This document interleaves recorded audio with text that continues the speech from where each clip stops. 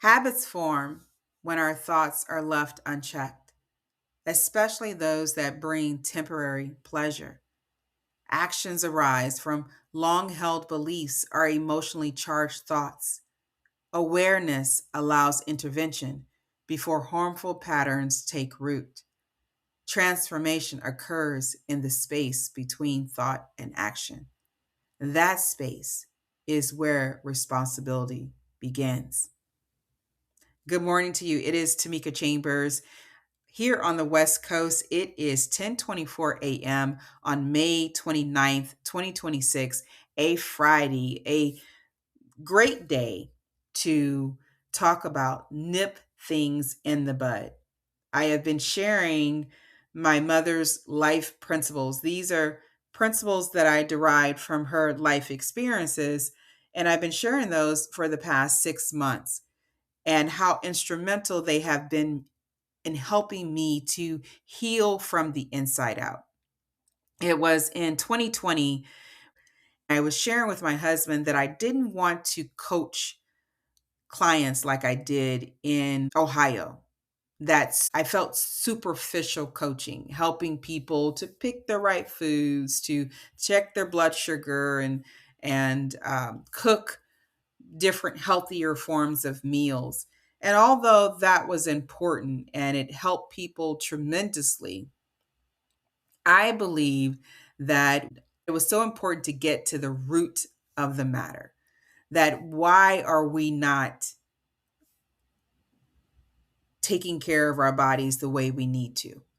Given everything that we know about exercise and physical activity and our mental disposition, emotional health, why are we not doing those things that we need to do? And my husband, he said, Tamika, there are a lot of people in pain. The light bulb went on in my head because I knew that. It brought me back to my childhood where I saw a lot of people in pain. I heard the howling voices from pain itself. I saw the rivers of regret and anger and frustration and bitterness. I saw talents that went fully unexpressed, like the gift of artistry and how beautiful it was. And I just thought, wow, you draw so well. Your art should be in museums and seen around the world, and you can travel the world. But that thought did not enter in that person's mind. They appeared lost to me. And I realized that, in fact, they were, that something was causing people to not live the life that I felt inside of me, that there was more to life than being the object of pain. There was more to life than hanging on the streets. There was more to life than just being upset and sitting still for hours and not enjoying life. There was more to the world that I hadn't seen. And it was this fertile soil, and talk about that on the seeds we plant on Wednesdays, and this whole inner garden metaphor, that pain can cause our soil to be fertile, that we start paying attention to things. And one of the things that I paid attention to was my mother's life experiences and the principles that she derived from them, that I derived from them. And she would often say, when she didn't like our behavior or what we were doing, if we were doing something that was harmful to another or saying something inappropriate or labeling, she would say, you have to nip things in the bud. I didn't realize that it was part of an Andy Griffith show until a few weeks ago. But it was my mother who helped me to put this principle in perspective, that it wasn't just about the behaviors, physical behaviors that we're doing. We do have to be mindful of that, but it's about getting to the root or the heart of the matter. Why do we do what we do? What are those underlying thoughts and behavior, thoughts that we have, emotions that are leading us to being less than what we are, expressing less than what we are? And so when we think about Fridays, it's about taking out the trash. It's about discarding our releasing those things that we no longer need. And often it's hard, right? Because for many reasons. One of them may be we feel like that this label, whether it's anxiety, depression, or what the world defines as anxiety, depression, post-traumatic stress disorder, it can be comforting to know, okay, I have meaning. This label, this diagnosis, diabetes, hypertension. And often what is comforting, we don't want to let go because there is space in between projected pain and identification. And in this space, we're trying to make sense of why things happen to us. Why does someone project their pain? Why am I having these emotions, these feelings? What is the meaning of life? What is my purpose? And then we have expression. And so, if we're not clear on who we are and what we're here to do, often we'll take what someone has done, the label they have attributed to us, and we'll make that our identity. And even though we may struggle with it, the symptoms and the nightmares and the daymares, it can become a habit. Our labels, identification can become a habit. And I don't say that in a mean way. I say that in a way of an awakening way. Because anytime you attribute labels to something, you limit its expression. When we limit the truth to a book or to a religion or to a culture, we are limiting its expression. We don't know everything there is about this spirit, how we were made, how we came into being. Often, what we know is from what others have dictated or written in books, from our own experiences, and from experiences that other people have in this lifetime. But what we do tend to know a little bit more about is our mind and how the thoughts we have can become a reality. That if we consistently think of something, you've heard many stories of people experiencing it. You know of it as the law of attraction. And when we think about the law of attraction, often it's associated with whatever you want, think more of that. Well, that still becomes a habit, a positive habit. But we also too have where we're thinking about things that we don't want to happen to us. These fearful thoughts, these angry thoughts, these the doubt, the guilt, the shame, that they too become habits. And the more that we do something, the more that we tend to take on that persona till it becomes our identity. And I get what my mom was sowing these seeds in us is that if there is something that you don't want to happen in your life or want to be or continue to have, you got to stop it. And if we know the root of any action, habits are from thoughts. They are thoughts that are left unchecked. We can say, hey, you know what? I do want to be rich. I do want to have this type of lifestyle. I'm going to keep doing it. That becomes a habit. Waking up, doing all the things that you need to do versus not knowing what your meaning and purpose is, not having a set routine, not feeling inspired or motivated to do something, staying in bed for long lengths of hours, talking negative about yourself, negative about life, negative about others, seeing the worst in others, that becomes a habit. But in between this experience, projection of pain, whatever it is, there is a space. And that space is thought. How am I going to interpret that experience?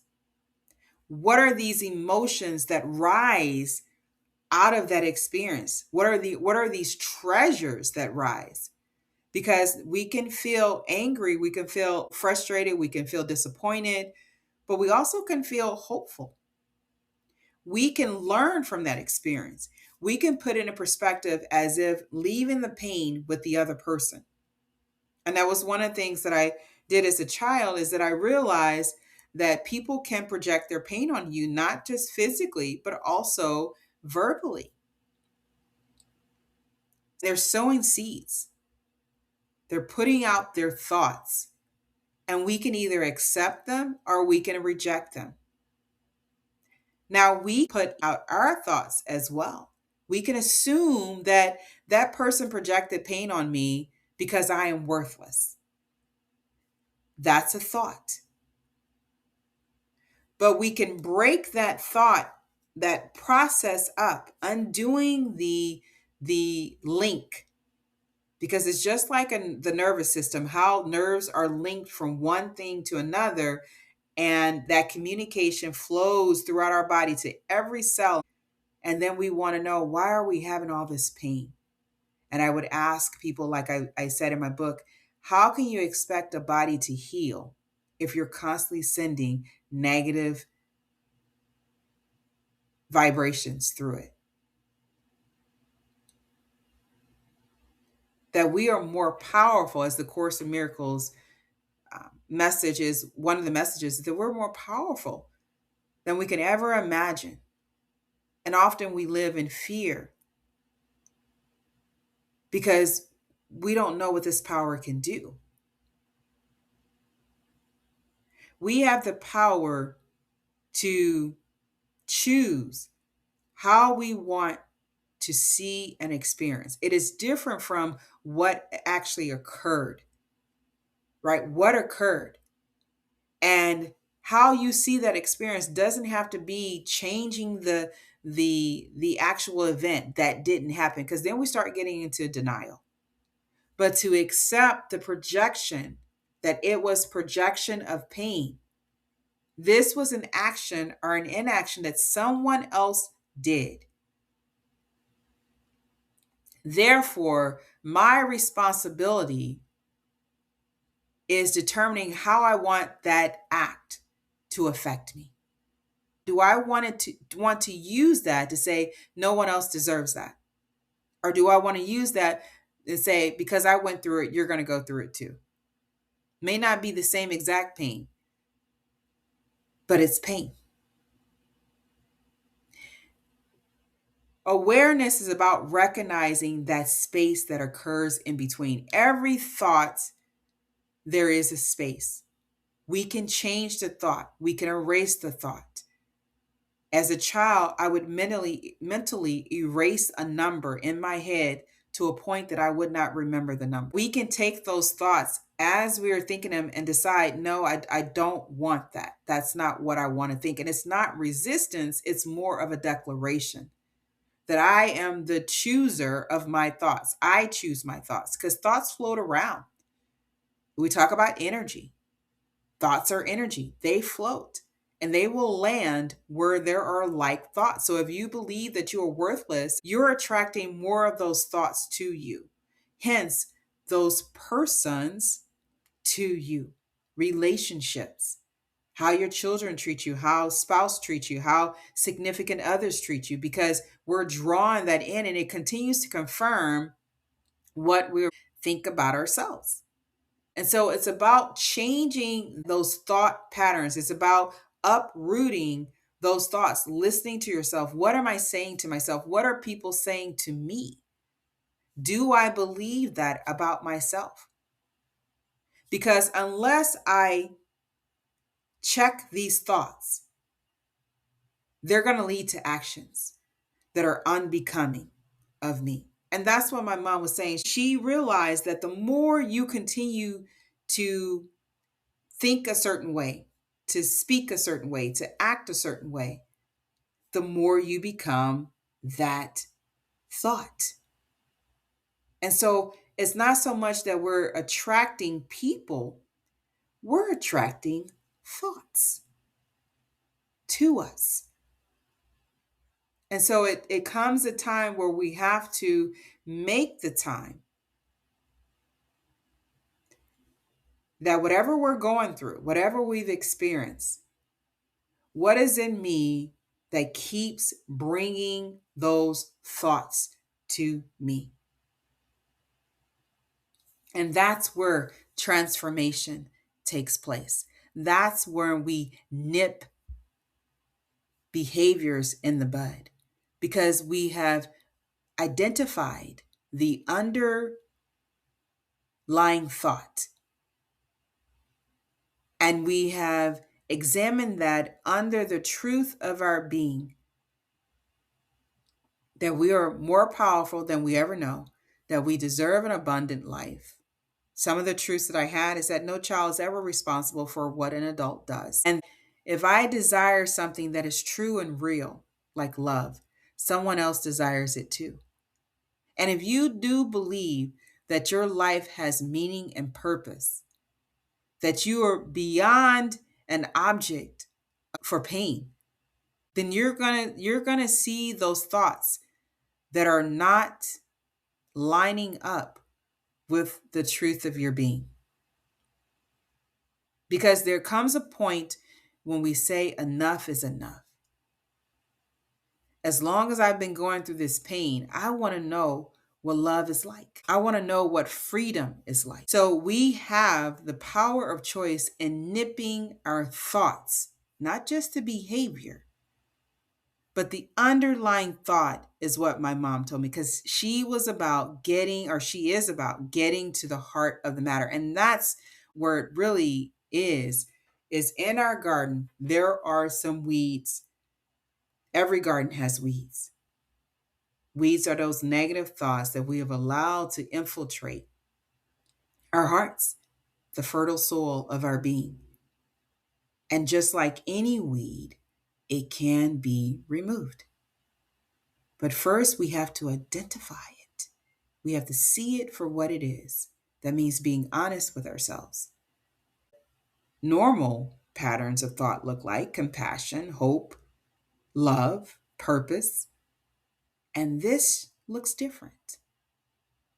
It is bringing on more negative thoughts about how I feel about myself.